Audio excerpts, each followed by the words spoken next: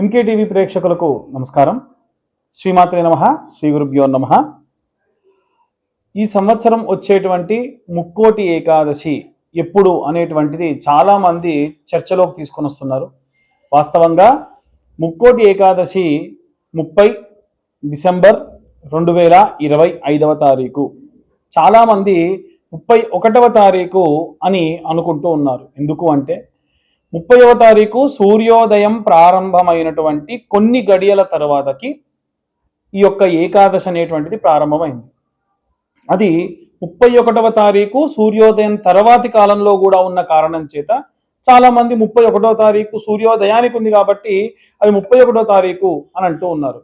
కానీ చాలామంది చేసేటువంటి తప్పు ఏమిటంటే మన ఇంగ్లీష్ క్యాలెండర్ లెక్కల ప్రకారంగా 24 గంటల ప్రామాణికాన్ని తీసుకొని మనం సూర్యోదయం ప్రారంభమైనప్పటి నుండి 24 గంటల్ని మనం ప్రామాణికంగా తీసుకుంటే వారంతా అనుకున్నట్టు 31వ తారీఖు వస్తుంది. కానీ మన తెలుగు సాంప్రదాయం ప్రకారంగా, మన హైందవ సాంప్రదాయం ప్రకారంగా ఒక రోజుకి 24 గంటలు ఉండదు.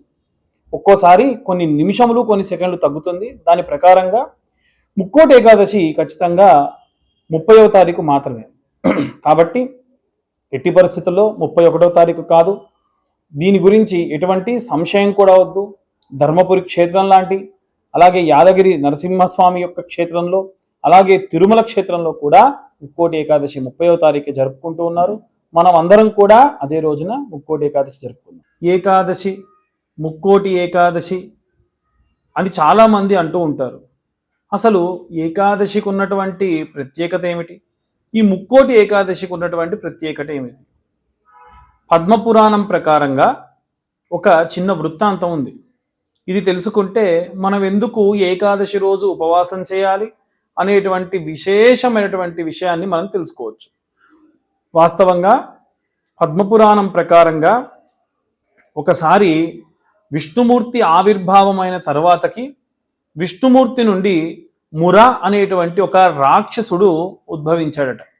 ఆ రాక్షసుణ్ణి చాలా వరకు దేవతలందరినీ కూడా ఇబ్బంది పెడుతుంటే విష్ణుమూర్తి దగ్గరికి వెళ్ళి వేడగా విష్ణుమూర్తి బదరిక ఆశ్రమంలో ఉన్నటువంటి ఒక హేమావతి అనేటువంటి గుహలోకి వెళ్ళిపోయి అక్కడ ఒక అస్త్రం కోసం ఎదురు చూస్తూ ఉన్నారట.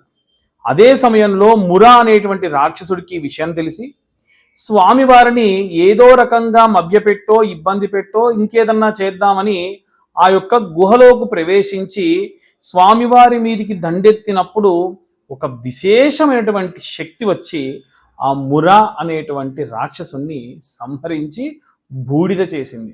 అప్పుడు స్వామివారు ఆ శక్తిని ఏకాదశి అని పిలిచారట. అలా ఏకాదశి ఆవిర్భావం జరిగింది. అప్పుడు ఏకాదశి స్వామివారి మీదికి వస్తున్న మురను ఆపిన కారణం చేత స్వామివారు ఏకాదశికి వరమిచ్చారు. అప్పుడు ఏకాదశి ఏం చెప్పిందంటే, ఈ ఏకాదశి అనేటువంటి తిథిగా మారి నేను ఉన్నటువంటి నా రోజున ఎవరైతే భోజనాదులు చేయకుండా ఉంటారో వారికి విశేషమైనటువంటి తామస, రాజస, అరిషడ్వర్గాలలో ఉన్నటువంటి ఎన్నో రకాలైనటువంటి చెడు దుర్గుణములని కూడా దూరం చేసేస్తాను అని స్వామివారికి చెప్పింది. అయితే ఇది కుదరని పక్షంలో ఎలా అని అడగగా, మనకు సంవత్సరంలో ధనుస్సు రాశిలోకి సూర్యుడు ప్రవేశించినప్పుడు ధనుర్మాసము అని పిలుస్తారు. అలాంటి ధనుర్మాసంలో విశేషంగా అందరూ కూడా గోదాదేవిని తలుస్తూ తిరుప్పావై చదువుతూ పాశురాలన్నీ కూడా చేస్తూ ఉంటారు. ఇలాంటి సమయంలో వచ్చేటువంటి ధనుర్మాసంలో వచ్చేటువంటి శుద్ధ ఏకాదశి నాడు వైకుంఠ ఏకాదశి లేదా ముక్కోటి ఏకాదశి అని ప్రత్యేకంగా పిలుస్తారు. ఆ రోజున ఎవరైతే ఉపవాస దీక్ష చేస్తారో, ఎందుకంటే ఈ ఏకాదశి తిథి రోజున మురా అనేటువంటి రాక్షసుడు బియ్యం లోపల దాక్కొని ఉంటాడు అని విష్ణు పురాణంలో, పద్మపురాణంలో చెప్పబడింది. కాబట్టి ఆ రోజున ఎవరైతే ఉపవాసం ఉంటారో సంవత్సరంలో ప్రతి నెల మనకు వచ్చేటువంటి 2 ఏకాదశులు, అంటే బహుళ ఏకాదశి, శుద్ధ ఏకాదశి, ఈ 2 ఏకాదశులు కూడా వరుసగా మనం ఉపవాసం చేస్తూ వస్తే 23 ఏకాదశులు దాటి ఇది 24వ ఏకాదశి.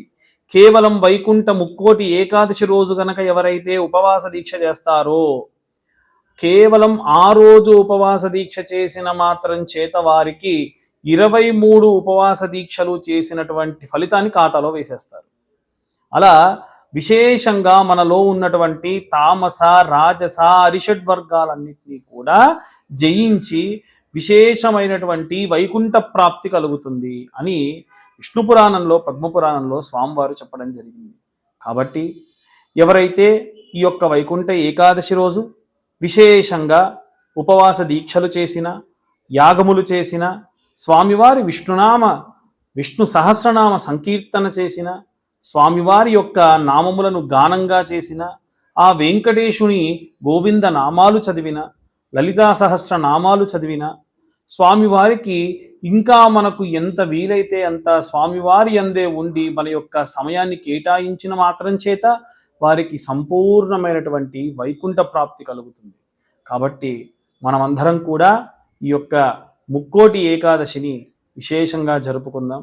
చాలామంది ముక్కోటి ఏకాదశి 30వ తారీఖా లేదా 31వ తారీఖా అని అడుగుతూ ఉన్నారు. ఖచ్చితంగా ఏకాదశి, ముక్కోటి ఏకాదశి 30వ తారీఖే. ఎందుకంటే ముక్కోటి ఏకాదశి సూర్యోదయం అయినటువంటి కొన్ని గడియల తరువాతకి మాత్రమే ఈ యొక్క ఏకాదశి తిథి ప్రారంభమవుతుంది. చాలామంది అనేది ఏమిటంటే 24 గంటలు ఉంటాయి కదండి, అప్పుడు 31వ తారీఖు సూర్యోదయం తర్వాతకి కూడా సంక్రమిస్తున్న కారణం చేత మనము ఈ యొక్క ఏకాదశిని 31వ తారీఖు చేసుకుందామని అంటూ ఉన్నారు. కానీ అది తప్పు. ఎందుకంటే ఇవన్నీ ఇంగ్లీష్ లెక్కల ప్రకారంగా ఉన్నటువంటి 24 గంటల క్యాలిక్యులేషన్స్. కానీ మన హైందవ ధర్మము, మన యొక్క వేదశాస్త్ర ప్రమాణికంగా ఒక రోజుకి 24 గంటలు పూర్తిగా ఉండవు, 23 గంటల చిల్లర మాత్రమే ఉంటుంది. అలాంటి క్యాలిక్యులేషన్స్ చేస్తే ఖచ్చితంగా ఏకాదశికి సంబంధించినటువంటి తిథి 31వ తారీఖు లేదు, పూర్తిగా 30వ తారీఖు మాత్రమే 99% కూడా ఉంది. కాబట్టి ఆ రోజునే మనం అందరం కూడా ఈ యొక్క ఏకాదశి పర్వదినాన్ని జరుపుకోవాలి. అందరూ కూడా సంపూర్ణమైనటువంటి విష్ణునామ సంకీర్తనని చేయాలి.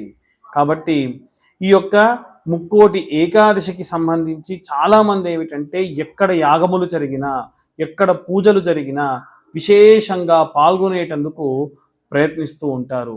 అందరూ కూడా ఆ యొక్క ముక్కోటి ఏకాదశి పర్వదినాన్ని బ్రహ్మాండంగా జరుపుకోండి. ఆ యొక్క పూజాది క్రతువుల్లో పాల్గొనండి. స్వామివారి సంపూర్ణ కృపకు పాత్రలు అవ్వండి. సర్వే జన సుఖినో భవంతు. స్వస్తి.